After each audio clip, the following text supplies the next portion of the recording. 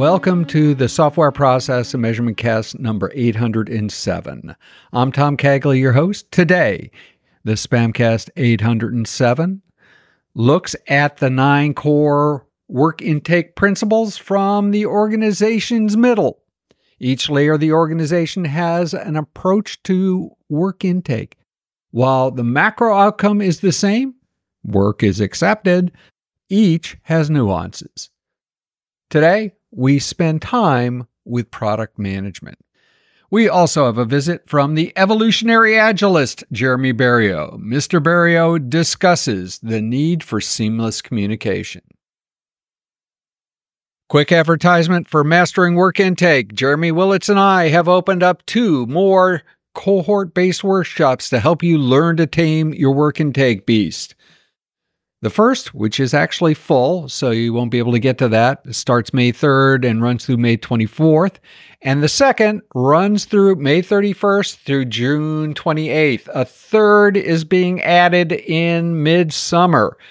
I'll get you those dates soon. Or you can go out to Maven and look at that, www.maven.com. Look for work intake. We have a testimonial from CC Wolf, a release manager. I thoroughly enjoyed participating. I walked away with new ideas to try with my organization, new agile connections from outside my organization, and an overall better understanding of work intake's direct impact on delivering software predictably. For more information, go over to Maven, link in the show notes, and because you're a SPaMCAST listener, I'd like to offer you a $50 off discount code. SPAM50. We look forward to spending time with you.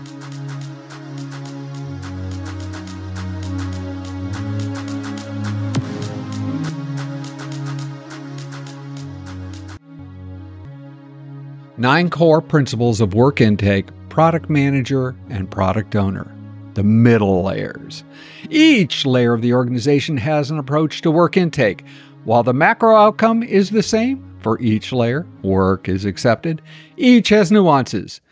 The simple 3-layer view of organization design used in Mastering Work Intake as a model begins with an executive layer, followed by middle management, and is anchored by teams. Middle management makes strategic or longer-term tactical decisions compared to teams. The product manager role is part of middle management and interfaces with the team through the product owner and upwards into the executive layer.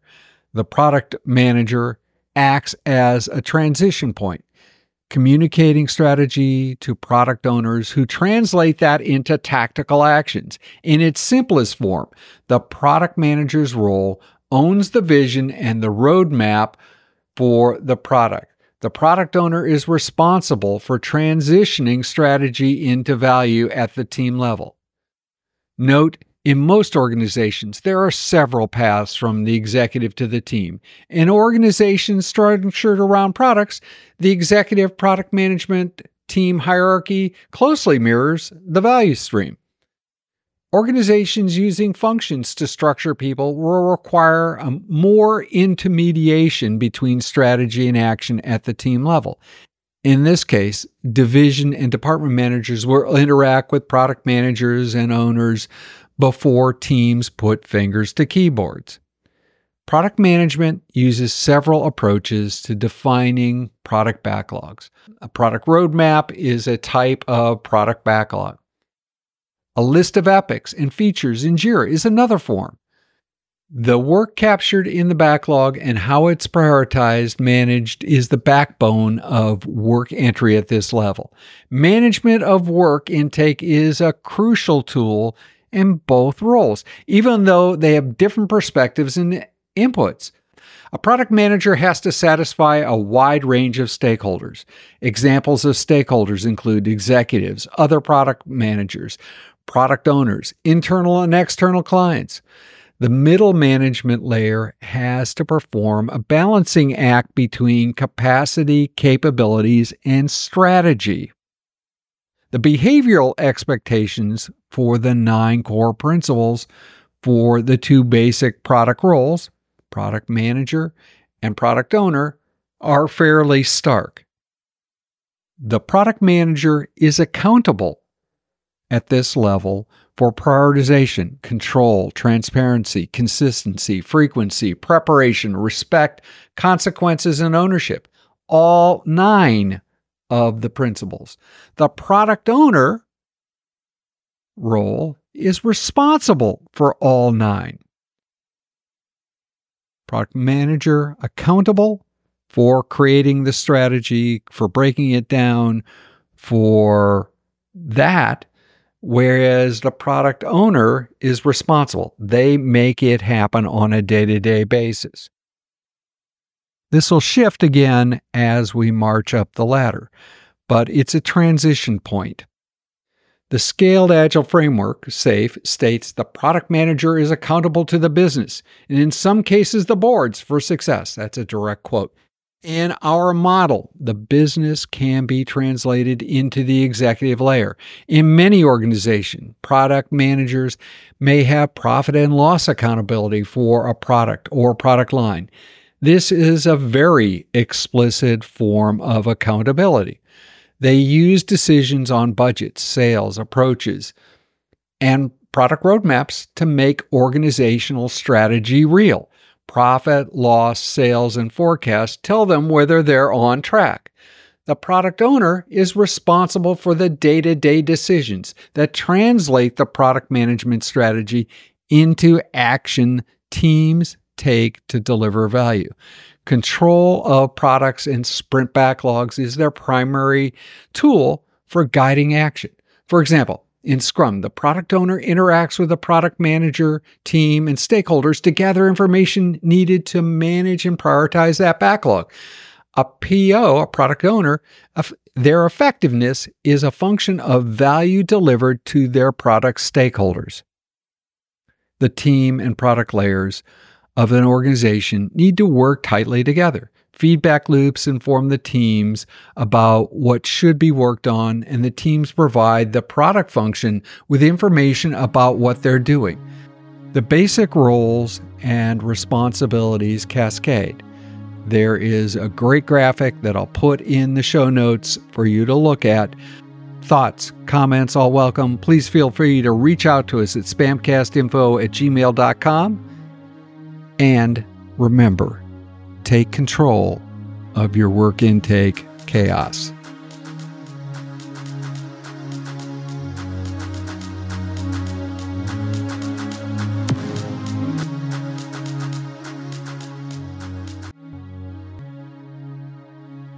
Jeremy Berriult, welcome to the Software Process and Measurement Cast. Oh, why? Thank you, Tom. I enjoy being here. And I think this is the first time I got to actually pick the topic. So let's talk about seamless communication within teams, regardless whether it's QA or anyone else within a team, and how we can get to that point where we have seamless communication. Communications is good. I think we can all agree. What does seamless conversation mean to you? Yeah, I think if you look at seamless communication overall is if just where we're able to not feel compelled that we're not restricted in trying to talk to anyone. We're free to talk to whomever on the team, within your organization, within the department. And from a psychological safety, we want to use that example, is that there is no fear of talking about any topic regarding work. Obviously, there's topics that maybe you don't want to talk about in the office, but from a work perspective, you're looking at freedom of bringing up any topic, any solution, any issue to anyone and work through to resolve it. Do you have to get permission before you can communicate? Even if that's yes, is that seamless? No. That's throwing. Where does it fail is that you have to get permission from your handler and bring them along to start talking. There should be like seamless. Like that's the word itself, seamless. There's no seams. There's just one straight material across where you can get the work done. You can start communicating such like we are now. We didn't need permission for either of us to jump on a call and get this recording done. There should be no reason, at least as long as the understanding is ahead of time, that, okay, I'm going to, like, I could bring up an idea, the teams can bring in an idea, and they understand their limits, I guess, to a point on what they can bring up or when they have to escalate to bring someone in. I think when you look at team charters, I think team charters would be a good avenue to focus, to bring out that seamless communication, because that's where you can give kind of some of the guidelines as, okay, here's what we're going to bring up, here's what we're going to do, here's how we're going to talk to each other, and everyone agrees to it, and then there you go. You're kind of off to the races with that. For talking to executives, for me in my career, I've really had no issue going up to other executives. I know I know I stepped on a few toes here and there in certain groups, but the reason for why I needed to go talk to them was regarding a project or stuff going on. And it was faster for me to get the information that I needed to get, or the help I needed to get for that project, than to go through my manager at the time, who would have to go through the VP, who would have to go through the other VP, and go down and kind of come up and around a quick 5-minute conversation and resolve my issue. When you communicate, how should you keep everyone in the loop? I mean, do you just CC everybody? CC all kind of thing? Does everyone have to be in the loop for it to be seamless? I think for that form of product, I think everyone's back. Oh God, let's go back 20 years, 30 years, when everyone was emailing everyone, and they did a reply to all, because everyone wanted everyone else to know what was going on. And obviously a lot of that kind of reply to all was also a kind of CYA. For those of you, I'm sure you know what CYA is, cover your butt. But it was, that would be CYB, but I was trying to, you could take the word but and figure out what the word A is. I don't know what rating the podcast is. I don't think we've ever gone through that, so I don't know what I can and can't say. Apple is just cover your apple. So I think it just got into everyone's mind that, hey, I have to reply to everyone. I have to put a huge list of people on an email, and we have to have a conversation back and forth, back and forth, back and forth over whatever the problem is. Some of the teams I've worked with, I created a what I call the 2 reply rule. And if there's an email going back and forth and there's more than 2 replies, pick up the phone and call. Stop emailing. And I also kind of made a rules like, don't put everyone under the sun in an email. Like, only put the people that may need to be informed, or if it's just simple questions here and there, just reply back and forth in there, or take a call. Yeah, I think the emails and the executives and the flow of trying to get permission, those I think just came about where we weren't hardwired into a command and control environment, but we are definitely used to it, and getting away from it maybe is a little too scary for people. They just don't want to be the ones like, oh, I don't want to talk to that VP because they scare me. I don't know. And you're right. And they might be scary. What role does fear or psychological safety play in communications? And it was interesting over this past week. I've been thinking more about future discussion talks that we've done. You and I, we did our talk at Agile 2023 recently. And I'm thinking of future talks for next year for other conferences. And this was one of the things that kind of came up out of our talk and got me thinking about, like, from a hardwired and free will and stuff like that. And one of the things that we brought up in the topic was, how long does a CTO or CEO stay within a company? And a lot of papers that I did my research, the average is about 5 years. And I think if you look through your history, like through those history books, as you said, like the Roman Empire, the British Empire, all that, they all got up to a point and then either tapered off or fell apart. And I think, yes, we're not hardwired to leadership, and we kind of like it, but once things don't go the way we like, we make change.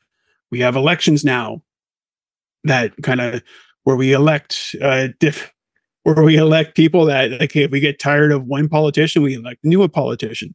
So I think to help move things along with that is, like, we're not hardwired to enjoy leadership, but we're scared, maybe a little scared to kind of just jump out of the box because we're so used to it. And I think, but if you look at organizations or like the organizations I worked with, where I had the teams I led, and I changed I didn't want them to think of me as the big bad CTO, C-suite person. I wanted to be treated as, like, I'm a person and I'm going to treat you as a person. And yeah, which is just a title in between. I got 3 letters at the end of my name. That's fine. No, I did not practice jiu-jitsu. And they were not scared of me because of it. But I think once you give them the opportunity to kind of be free to bring up what they need to bring up and have that kind of seamless communication, back to our original topic, then the information flows a lot better. Everyone's happier. It's the kind of the way things should work. And I think that having that psychological safety, the lack of fear of bringing stuff up, that will definitely help. I've seen it. I've been a part of it. I know it can work. And again, I'm sure there's some books that are behind you that say the same type of thing. I have books that are beside me that say the same thing. Fear obviously does play a role. It's hard to suggest it doesn't. How do you feel about people who put their head in the sand and say, well, hey, everything, we're all psychologically safe. There is no fear.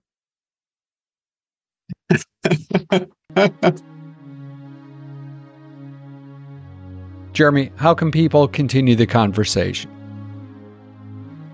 You can reach me through LinkedIn. You can do a search of Jeremy Berriult in Toronto. I'm the only one around. I believe there's 2 Jeremy Berriults, so I'm the one in Toronto. And you can find me on my webpage at berriultandassociates.com. Thank you again.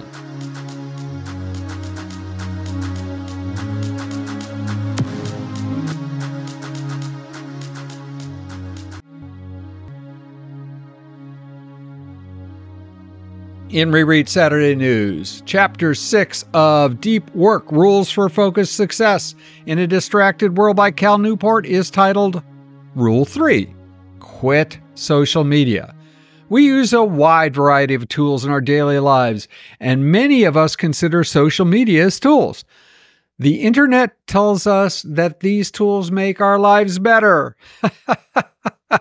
In this chapter, Newport asks us to consider if the value outweighs the cost. And that is not just for social media, but for every tool we touch.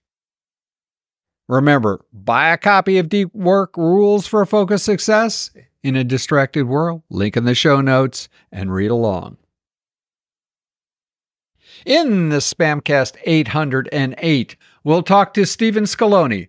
We will talk about how design thinking impacts users and user satisfaction. And we'll also chat about whether or not AI has a role in development and design today. If process improvement is a never-ending journey, why do so many people ask, are we there yet?